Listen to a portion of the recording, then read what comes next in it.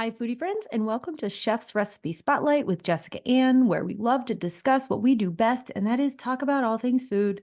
We are excited to share our culinary creation of the day, a flavorful feature that deserves a discussion, and that recipe is cocktail sauce.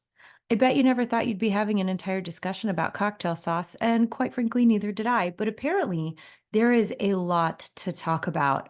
So, we are sharing our homemade cocktail sauce that, let me just tell you, has over 400 five-star reviews. Isn't that crazy? I actually just had to call them out of the blog because they were making the page run slower. It was insane.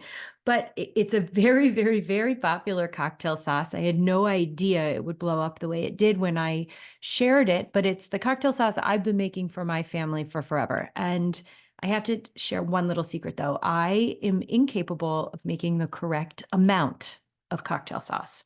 I just am. If I've got 2 pounds of shrimp, somehow I end up with like 4 pounds of cocktail sauce. It's a little insane. So let's talk about it. It is not the sauce you get in a jar, and our sauce is also not as simple as just ketchup and prepared horseradish. So we do use ketchup as our base, like most cocktail sauces do.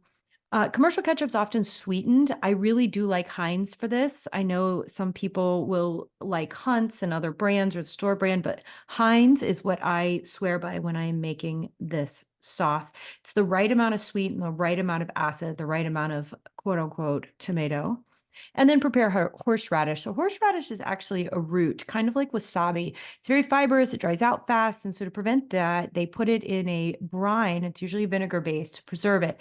Different brands have different potencies of spiciness for horseradish.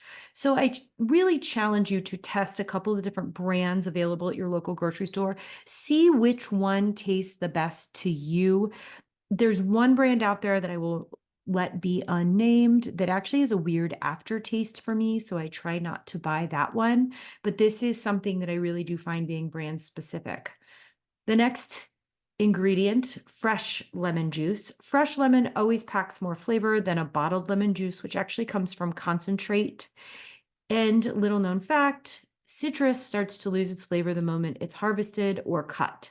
So even if you cut a lemon today and don't use it till Friday, it will not have as much lemony flavor as it did the day you cut it. Lemon juice is always a little bit tart too. It's a little bit tart, it's very acidic. Lemon zest has more of a fresh lemony flavor without the tartness. So if that is really what you go for, you can always add a little bit of zest into your cocktail sauce too. We do like it zesty, don't we? Worcestershire sauce, the most mispronounced ingredient in culinary language. It is a very bold and heady flavor. It comes over from England, just a few drops of this. And this is what's going to give our sauce a little bit more richness than others. I use hot sauce too, just a couple of dabs, not enough to make it taste like hot sauce, but enough that somebody's like, what's that ingredient? I can't put my finger on it. Fine sea salt.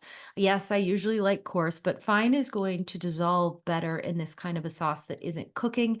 And lastly, black pepper. I use a fine grind and I do freshly grind it so I can actually taste the pepper. The stuff that you get in a bottle often just tastes like sawdust. So use a fine grind. You don't want giant pepper crunchies floating in your cocktail sauce.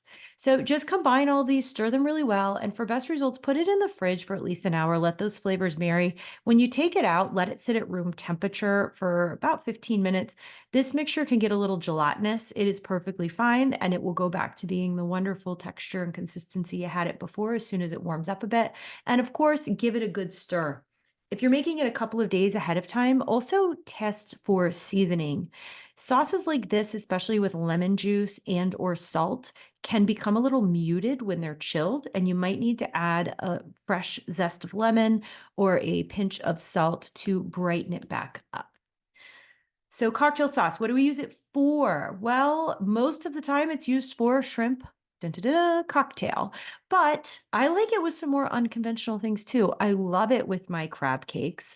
I've used it on mozzarella sticks. I've even used it on garlic bread, in grilled cheese, for baked zucchini fries, for fried pickles.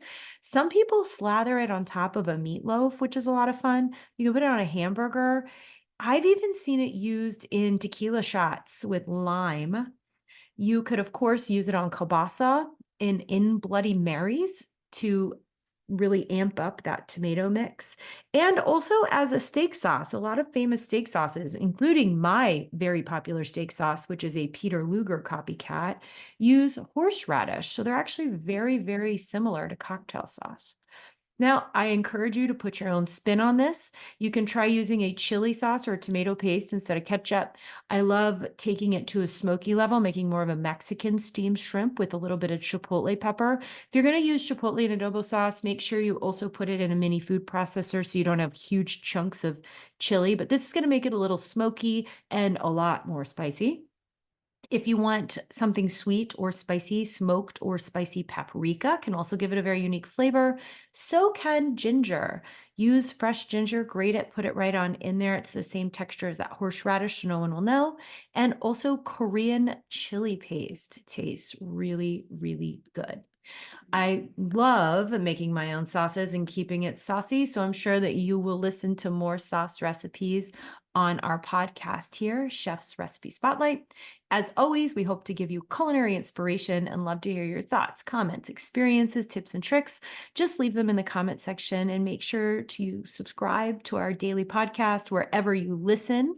And also hop over to savoryexperiments.com where you can find a printable recipe for this amazing 5-star cocktail sauce. As always, from my kitchen to yours, have a fabulous day.